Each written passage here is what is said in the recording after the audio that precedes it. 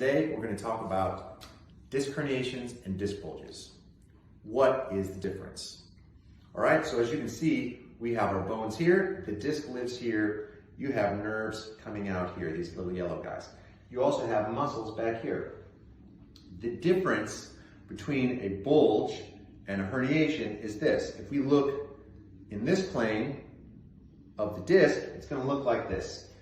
Basically, it's almost like tree rings. There's many more rings than just these three, but simply put, a bulge is going to occur when this jelly-like substance in the middle starts making its way through these rings, right? So if you've ever had this instance where your back went out, that is generally going to cause what's called an annular tear. So just like a tree ring, one ring for every year, when it goes and breaks one of these rings, you have an annular tear. So the jelly is then allowed to go out through that break and it starts pushing its way out. As it gets closer to the outside, it creates more of a bulge. So if it's this big guy in the middle, you might not notice it much. But if it's out off to the side, it's going to start to be like playing operation, right? So if you've ever played operation, you're going for the bread basket, sometimes you get in there, no zap. But if you touch the side, you get zapped. So as your herniation becomes as your bulge becomes more of a herniation, the difference now is this inner jelly has made it to the outside. That means it's gone through all the rings and it's actually protruding out.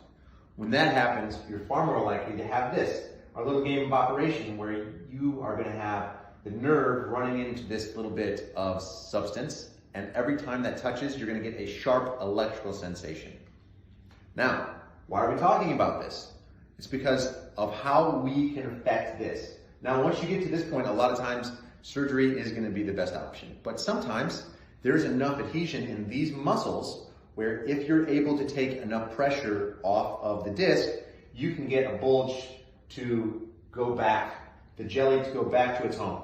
That means those rings are still going to be busted up. It's still going to be more likely for you to re-injure it. But if we take enough pressure off of the disc by making all the structures healthy enough, when you're asking yourself to, I'm going to bend over and tie my shoes, or I'm going to do whatever athletic activity, if there's enough load off of these structures, you can see great results.